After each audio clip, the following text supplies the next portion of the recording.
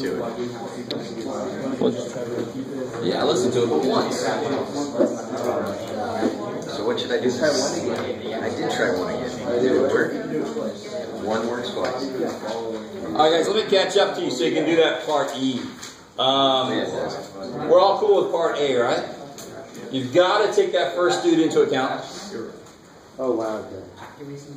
So you've got to divide by those possibilities. Because what could come out of this would be like 4x minus 3. And the answer here would be 3/4. If you set that equal to 0, that would be the fractional part. So you have to divide all the factors of the last dude by the first dude's factors. Okay, all possible combinations. What's Descartes say about positive roots? It's the upper bound. Or no. What's Descartes say about positive roots? I don't remember. There's 1, 2, 3, 4, 5. So 5, 3, or 1 positive. What about negative? Yeah, when you look at P of negative x, you'll get all the odd powers change sign, right? So when you put negative x in, negative x to the 5th power is negative. Negative x to the 4th power is positive. It won't change this guy's sign. So they all become negative. No sign changes. No negative rational roots. So then when you divide it by 2, you should have gotten a bunch of positive stuff here, right? Yeah. And if it all comes out positive when you try to write, and it didn't go in, it didn't end with a 0, so that's too bad. I wasn't giving away an answer. But I did give you something. What does this mean? Upper bound. 2 is an upper bound. So 2 doesn't work, and neither does Negative. 3 and 6. So now my list is going to look like no negatives, so it's only going to be positives. 1, 1/4. 3 halves, 3/4, 1/2, and 1/4. So I got 1, 2, 3, 4, 5 things that I might have to try. And don't forget this. What's the only time you can really directly cross something out? Is when it doesn't work. If it does work, it could work multiple times. Yeah. 1 works twice, for example. So what are the zeros you should get for this?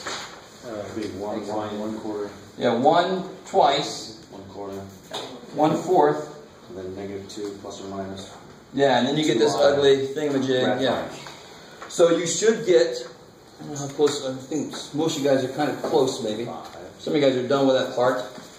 So when you get this done, you should get x minus 1 squared, 4x minus 1. And let's talk about this a little bit. Let's see how I can do this. Let's see if I can do this work really quick. So if I divide synthetically by 1,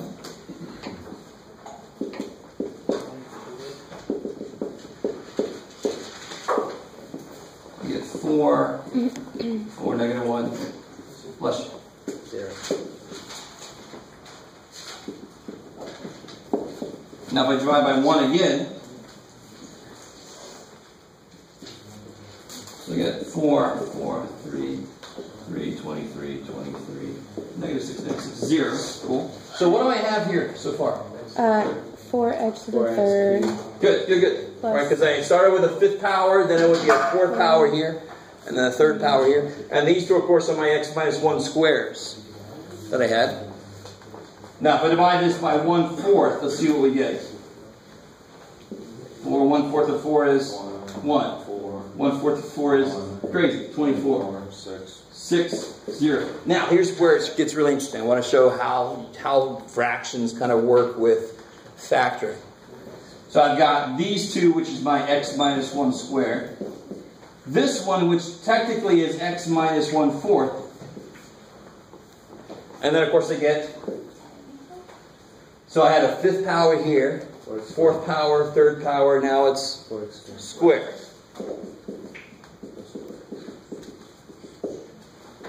So I normally don't like to look at it like this.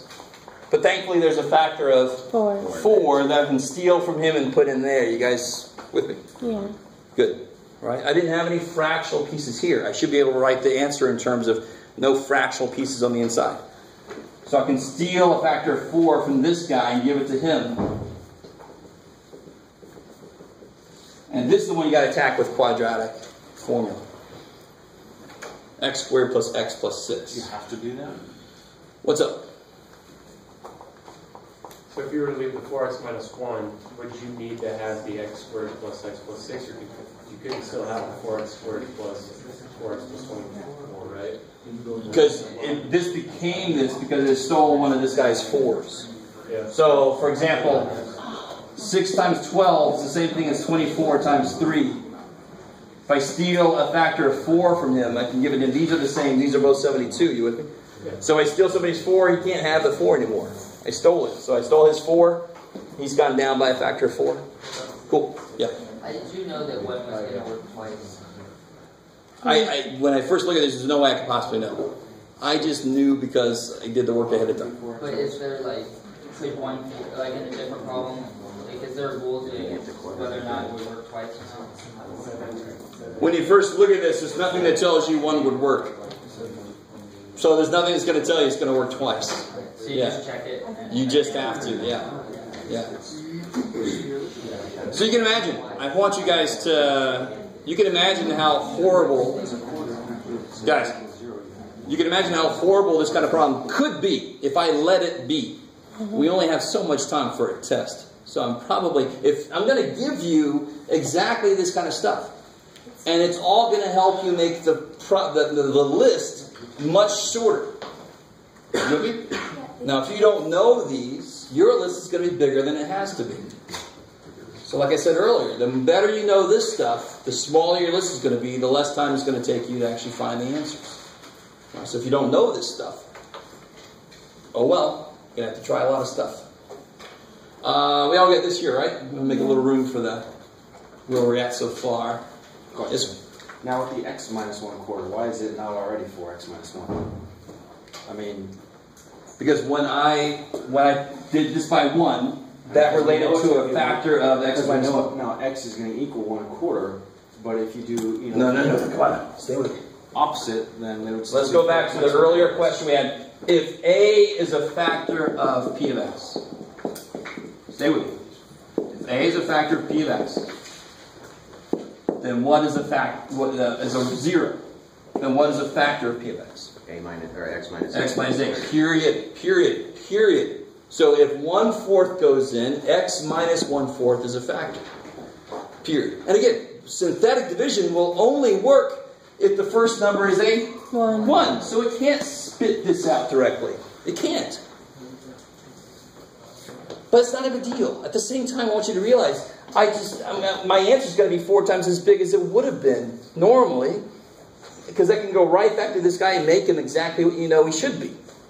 These all have a factor of 4 that I can put back into this guy. So you just multiply the whole thing by 4. Took a 4 from him and put it in there. Because he went down by a factor of 4, so he went up by a factor of 4.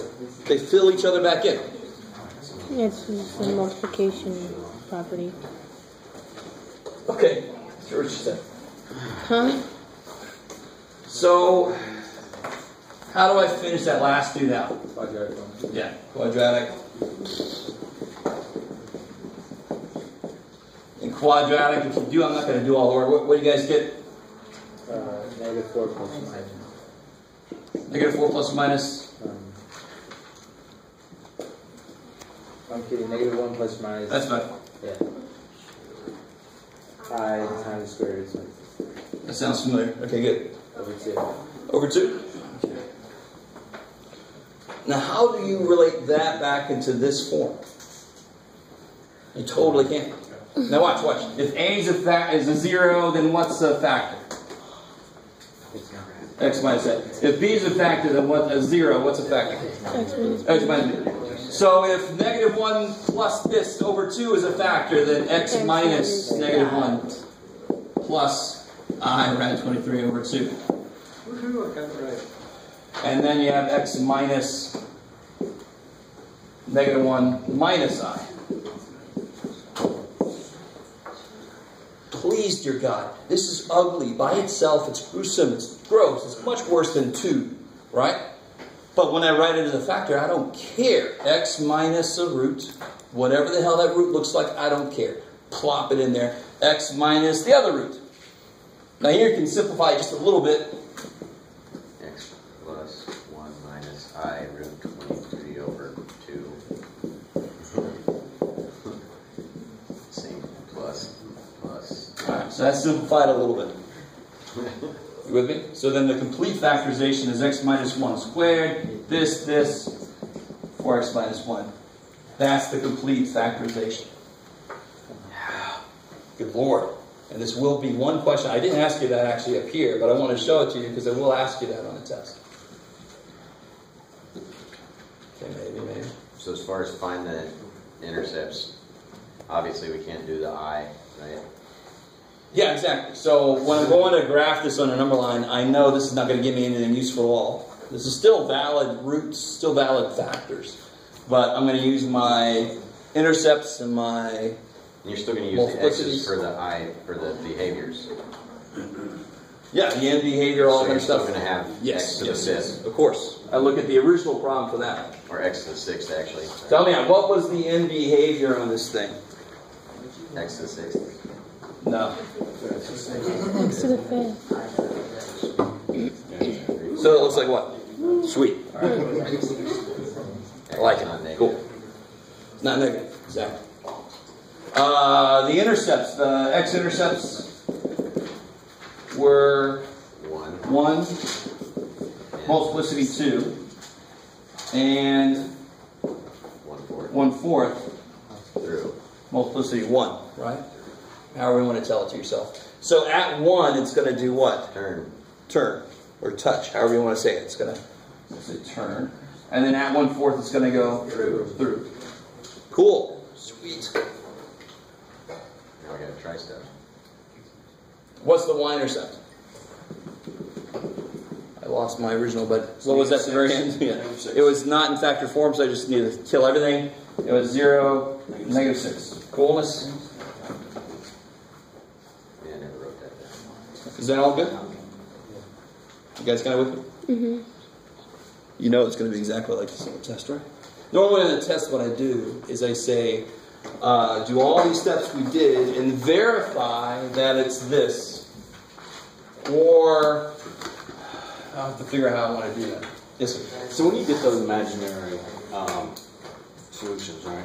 Is that when they don't, obviously they don't touch the x-intercept at all, and it's kind of like above it? Exactly. So, you know, I could have a situation where... Kind of like this? Exactly. But I could have something like this. Now, stay with me. If I would have made... Maybe this is x to the 4th plus blah, blah, blah, plus 1. So if I made it plus 7, wouldn't that raise this up? Wouldn't these real intercepts become complex? And don't 2 of them become too complex instead? You with me? If I raise it up just enough so that it now goes like this, that's one real thing but repeated twice. So it's still 2 answers. So if I pull it up enough so it doesn't hit, it's no real answers, but those 2 possible ones become complex. That's got to do with that 2 thing, going down by 2. If it's not real, 2 of them must be complex, because that's what would have happened. You can think of the other way. If it's complex, I can pull it down and make them real, right? If I had that ability. All right. This is all interesting side note stuff. Okay, so let's see what we got. We got everything we need there. This is all old stuff now, right? Okay. I still don't know what my Y scale is going to be, really, right? But I know my X scale. I want to make it kind of zoomed in.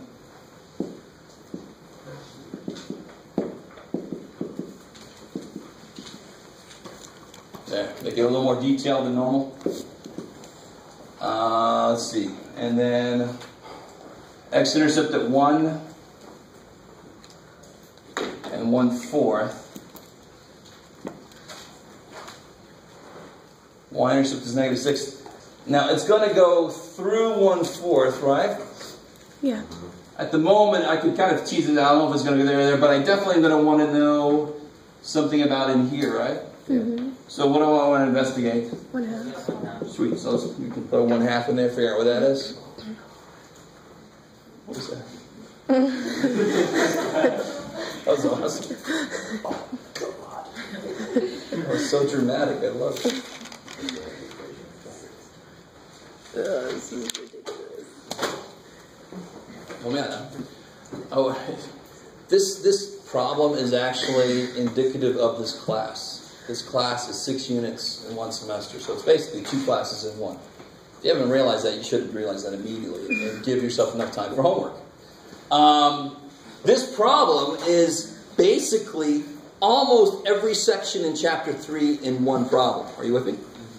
So you're not going to have like 5 of these problems on a test. Good God. You would be completely allowed to come up and slap me in the face. Totally. Can I get that in writing? I don't appreciate being slapped in the face, so I probably won't do it. I'll give you 4 instead.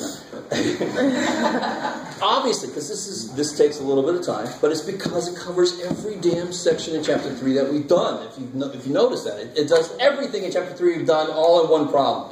Holy crap! And I wouldn't even call it one problem because it's freaking part E, right? So I would call that at least 5 problems. So I know I'm going to come in. Well, let's see. What's an F of 1 half? You got to know that first. You guys got calculators and stuff. I didn't. You messed up. All My right. brain. I think it's 5.5. I didn't write it down. Did anybody synthetically divide by 1 half? No. Oh, I did at some point. Yeah. Then your remainder would be the answer if you did it correctly. I lost my erasure. Shit. All right. What is that? What are you calling? Oh, jeez. It's loud. You guys have calculators? Can you help me? Huh? 27 over 16. 1.69. 27 or 16, 1.6. Okay, good. So it's about 1.7 roughly. That's good enough for graphing. Good. So then my scale can be 1, 2, 3, 4, 5, 6. That's awesome. So at 1 half, it's 1.7. It's about right there. Is it negative? No. No. Got to go through and then touch. Yeah. Just gotta go through -6 though. Yeah. -6 right there. So straight up.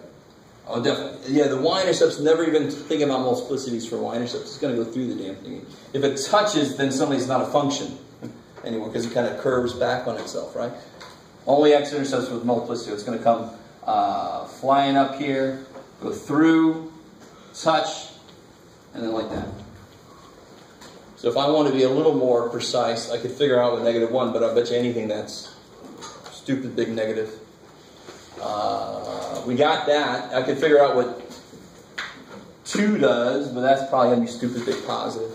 So this is plenty good enough for what I want to see in the test. Right, the work and then how it translates to the picture. Wow. What's up? Sorry. That graph does not look like this. It's not always going to. Let's take a look.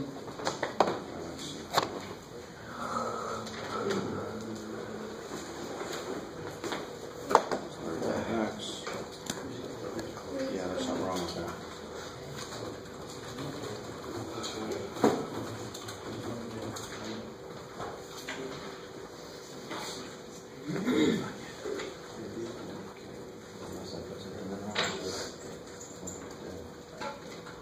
Yeah, you did. Plus 35x. Instead of minus 35x. You really did send a lot of homework in 3-4. It was crazy. You're still here. That's good. I don't have a choice. I'm sorry. I'm not going to have a lot of sympathy for you guys with the amount of homework. Because again, multiply what you expect by 2. That too. It's crazy. So yeah, generally you don't get much sympathy from me on that. Alright, so maybe remind me what the function was. It's 4x to the 5th? Minus 5x to the 4th. Plus Plus 21x to the 3rd. Minus 49x. Alright, a second. Plus 35x. Minus 6.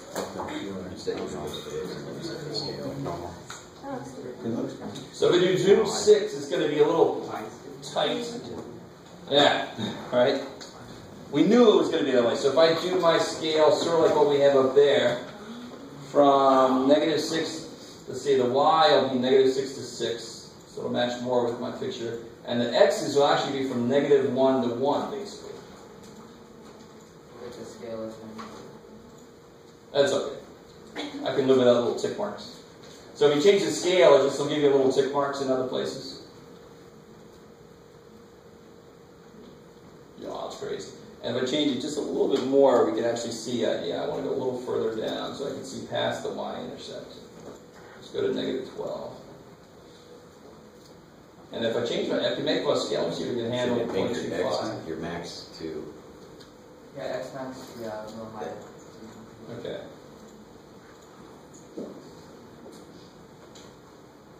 There we go. There you go. Basically the same thing. Alright, little Loch Ness monster. Action. Very long ass tail. That's it for today, right? Thank you for that. Mm-hmm. I'm thinking about it.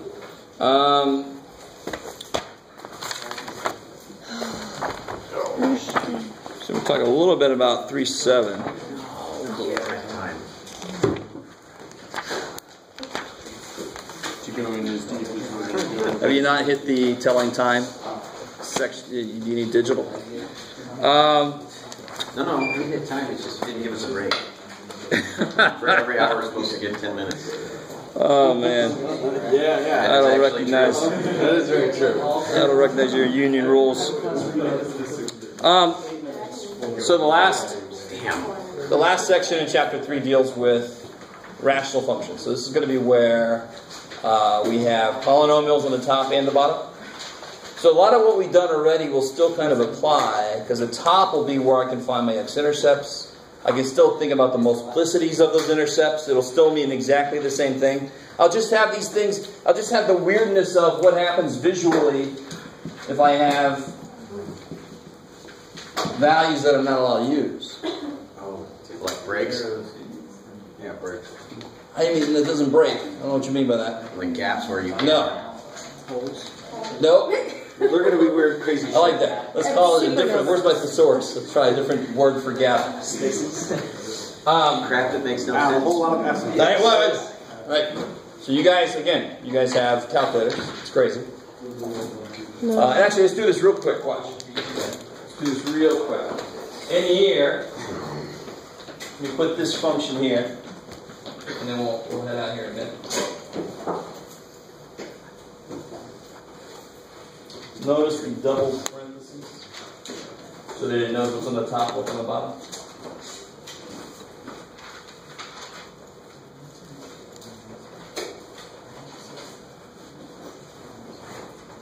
Now you can do this with me or not. I'm going to do something with the table, because I want to see what happens. I'm not allowed to use what, for example. I'm not allowed to use Negative 2. Now, if there's somewhere in general that I'm not allowed to go near, like there's something really freaky there, and I often think about, like, for some reason I remember the 80s movie The Blob, and there's some guy got way too close and jumped on his hand. Gotta watch the movie. So I'll get really close and see what the hell happens when I get really close. If it goes, I'm going to run the other way. So if I'm not allowed to go to negative 2. I cannot be at negative 2 because this thing will freak out. You with me? So I'm going to get really freaking close. Yeah, dude. So what I can do is something interesting. If you go to table set, you don't have to do this with me if you don't want to, but it's interesting. See where it says independent auto? Where's the table set? So hit second window, get up into table set. Okay. Make this ask. And then I can go second graph to get to my table, and now it's blank. And you're like, thanks, Jeff. But then I'm allowed to plug in, like, if I try to plug in negative 2, of course it says, what the hell. But I'm going to plug in like negative 1.5. Alright, and then I'm going to plug in negative 1.9. Well, now why the hell am I doing this? Because I can use every number except negative 2 and 3. So I can use numbers that are really close. Now look, the closer I get, the second window. And then make the independent one ask. So look what happens when I'm getting really, really close to negative 2. What happens? The number gets bigger. Bigger and bigger and bigger, right? So what's going to happen on the graph is at negative 2, It's going to be what's called an asymptote, right? And often I think about when the shield wasn't down yet, and you go, oh shit. So you have to pull up. So this guy is going to be basically, we see that as I get closer and closer to -2, and actually this is from above, but from -1, -1.5, I'm getting really, really close, it's slamming up against that wall. It's not allowed to cross the wall. Mathematically what happens is I'm dividing by a smaller and smaller number, so my result gets bigger and bigger. On the other side, it could either do that, or it could do this. It goes down that way. Yeah, it's going to go down there because the... Negative. Well, we'll talk about the more specifics later. That's the idea. We're going to talk about asymptotes. There's actually 3 different kinds of asymptotes. Holy crap, it does weird shit. 3 different kinds of asymptotes. And we'll get into all the rules to know when it does what. We'll do that tomorrow. That definitely makes me do the job. Oh, and Wednesday. Quiz. Thank you for not making it too tough. 3-1 through 3-6. There'll probably be one problem one. 3-7 tomorrow, right? Yeah. Make sure you do a really good job. Oh shit. Here. In case you're not here. That's from tomorrow. Don't worry.